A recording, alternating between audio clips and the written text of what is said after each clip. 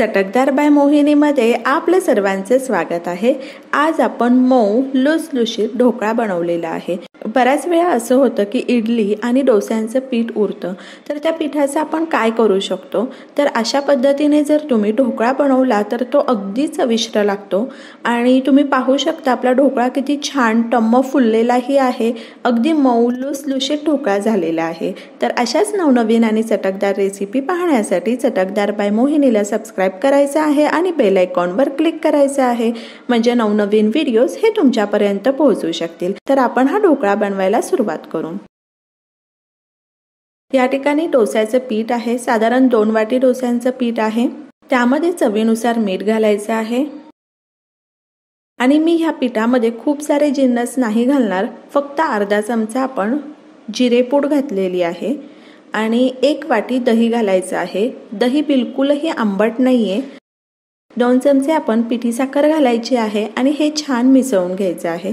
तुम्हाला हवं असेल तर तुम्ही आलं, लसूण, हिरवी मिरचीची पेस्ट या ठिकाणी तुम्ही वापरू शकता किंवा जिरेही या ठिकाणी तुम्ही घालू शकता। आता या ठिकाणी आपलं बॅटर हे छान मिक्स झालेलं आहे। दह्याच्या बिलकुलही गुठळ्या राहता कामा नये अशा पद्धतीने आपण पीठ छान मिक्स केलेलं आहे। 2 चमचे आपण तेल घालणार आहोत आणि छान मिसळून घ्यायचं आहे।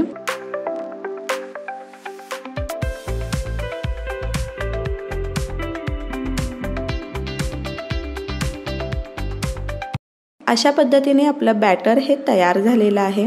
जास्त पातळही नाही, जास्त घट्टही नाही। एका साईडला मी पाणी गरम करायला ठेवलेलं आहे, त्यामध्ये स्टँड ठेवलेला आहे।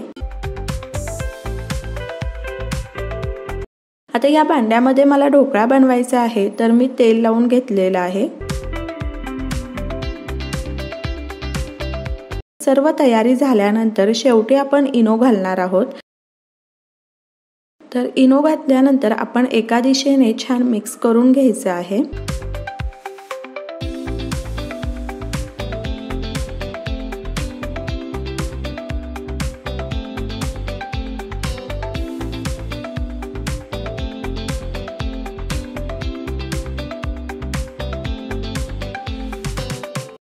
आता ह्या ठिकाणी इनो हा पूर्ण पिठामध्ये मिक्स झालेला आहे। आता भांड्यामध्ये आपण बॅटर घालायचं आहे।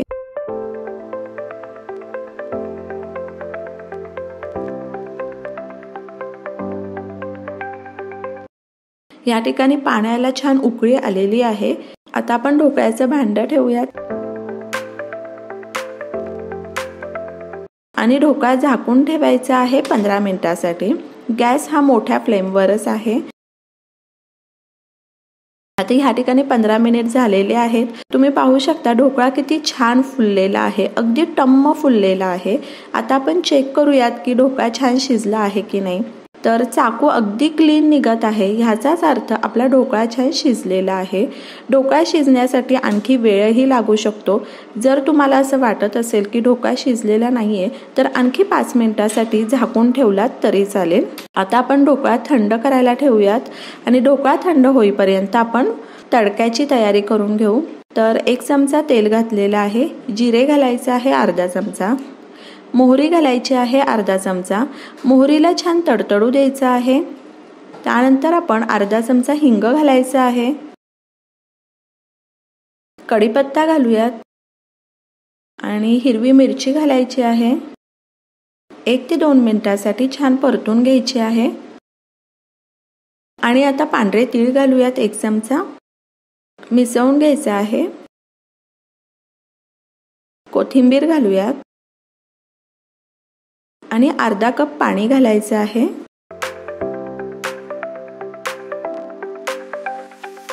चवीनुसार मीठ घालायचं आहे आणि अर्धा चमचा आपण पिठी साखर घालणार आहोत। मिसळून घेऊयात आणि पाण्याला एक उकळी आली की गॅस बंद करायचा आहे।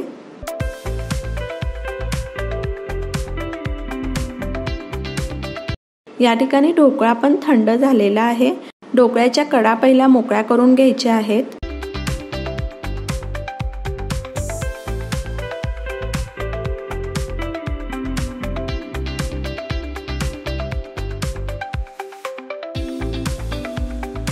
एका ताटामध्ये ढोकळा काढून घेऊयात तुम्ही पाहू शकता आपला ढोकळा किती छान निघालेला आहे आणि तुम्हाला हवे तसे तुम्ही ढोकळ्याचे पीसेस करू शकता।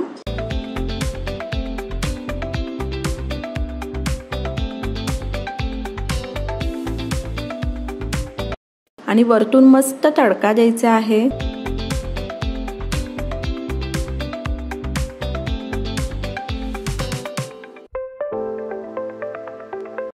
आणि तुम्ही या ठिकाणी पाहू शकता की आपला ढोकळा किती स्पॉन्जी झालेला आहे। ढोकळा स्पॉन्जीही झालेला आहे, छान फुललेलाही आहे आणि असा मऊ लुसलुशीत ढोकळा अगदी कमी वेळेत तयार होतो। आणि ढोकळा आणखी चविष्ट लागण्यासाठी आपण थोडी मिरेपूड वरतून घालायची आहे। मिरेपूड ऑप्शनल आहे, नाही घातली तरी चालू शकतं। अशा पद्धतीने राहिलेल्या इडलीच्या किंवा डोस्याच्या पिठापासून आपण चविष्ट मऊ लुसलुशीत ढोकळा बनवलेला आहे। तर तुम्ही अशा पद्धतीने ढोकळा बनवून पहा आणि मला सांगा कसा वाटला ते। तर अशाच नवनवीन आणि चटकदार रेसिपी पाहण्यासाठी चटकदार बाय मोहिनीला सबस्क्राईब करायचं आहे आणि बेल आयकॉनवर क्लिक करायचं आहे, म्हणजे नवनवीन व्हिडिओज हे तुमच्यापर्यंत पोहोचू शकतील। आणि वेळात वेळ काढून तुम्ही माझी ही रेसिपी पाहिली तर त्यासाठी तुमचे खूप खूप खूप धन्यवाद। पुन्हा भेटूया अशाच एका नवीन रेसिपी बरोबर।